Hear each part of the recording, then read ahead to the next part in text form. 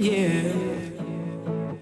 I get a feeling that I never had before. No, no.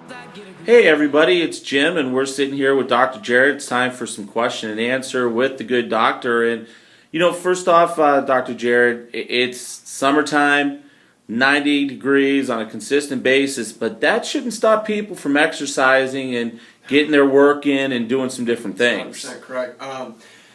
Most people get, there is some validation to saying that you need to have adequate hydration and not to overheat and take the appropriate measurements as far as heat stroke and heat exhaustion and all of that. Though I think it's I think a lot of people are very scared of it. You don't need to be scared of it, you just need to be concerned and kind of know what you're doing. If you're adequately prepared, there's relatively zero risk. The thing of it is most people their issues are based off of movement things that are wrong, and the movement things are dictated by tension in their muscles. People are tight all over the place, which doesn't allow them to use their bodies correctly, and then they run into pain everywhere. Okay, so this 90-degree heat is an awesome opportunity to start working through some of that tension. What the Bikram yoga does, they put people in 104, 106 degree heat to loosen up their system, to get their tissues very compliant so it's easier to make change. Well, you don't need to, if you do, that's great. I think it's a great thing to do, but you don't necessarily need it. You just walk outside on a warm summer day, do some of your movements, do some of your exercise, have water nearby, always know where water is. It's a perfect time to really get through some of the mobility things that might be causing a lot of issues for you or preventing you from performing at a high level. One of the things that I've actually taken to do here over, the last couple weeks is I go into a pool and just work on just some functional movement in the pool using water as a resistance. Absolutely. It's all about being creative, okay? If you're one of those people, hey, I'm not going to go outside every day in the 90-degree heat, well, go ahead and use the pool to your advantage. If you can unload your joints, sometimes it's good to do that. There's been research that says you don't want to do that only because there's a lot of risks involved with that. But to get that massive resistance through all ranges of motion with the water is a fantastic exercise. Your body lets you know. You go to bed, you sleep really well that night, the next morning you're sore in places you didn't know existed previously. So, yeah.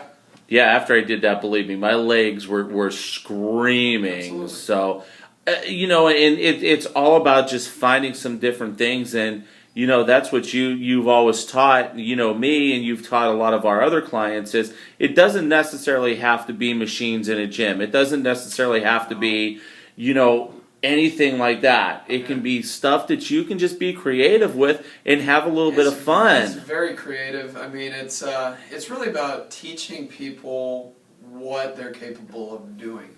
And it's not on the sense of, oh, Granny's going to do a 225 back squat.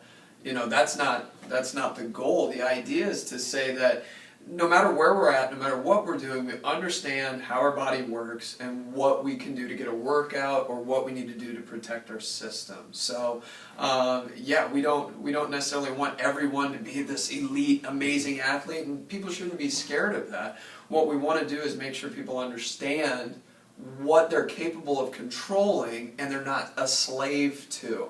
A lot of people, I have shoulder pain, my mom had shoulder pain, my dad had shoulder pain, grandma had bad knees, so I have bad. They just didn't really know how to prevent those knees from getting bad. We provide that, and it empowers people to take care of themselves. It's a fun thing to see. Yeah, no doubt. And actually, one of our great clients forwarded a great article from the Seattle Times that we posted up on Facebook and also on our website, which, by the way, the new site's up and running, looking phenomenal. Looking fantastic. But it's a great read if you've got 5 minutes about how important exercise really is. It's a good read for two particular groups of people. It's specific to kind of one subcategory, which is people 40, 50s and above, how important it is to continue moving, to continue exercising, to maintain whatever quality of life that you want it to be. If you want it to be up here where you're running marathons until you're 80, okay, we can do that. If you just want to be able to play with the kids until you're 80,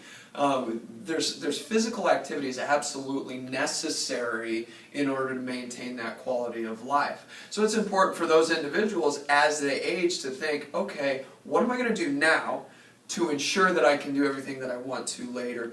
The other one is for people in kind of my demographic. Luckily, my parents are amazing examples of what you can do with proper nutrition and movement and activity. They're in their 60s and they run an entire farm, and it looks like they're going to do it for the next 20 years because they've really done all the things necessary. Well, if they hadn't, man, it's a great article to say, hey, mom and dad, I know you don't want to hear it from me because I'm your kid, but, here's a doctor and, all of that kind of says how important some light activity is.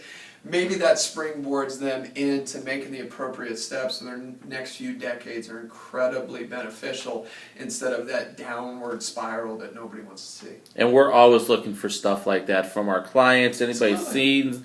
seeing our videos, Absolutely. send that stuff into us. We'll put it up on our Facebook, on our Absolutely. website. A lot of people do that just for the explanation. Hey, does this make sense? There's a lot of junk out there, unfortunately, that you kind of have to filter through. Not all of it's bad, but not all of it's 100% correct. So you bringing that in, it's fun. If they're great, we love to be able to spread them out to our entire patient base.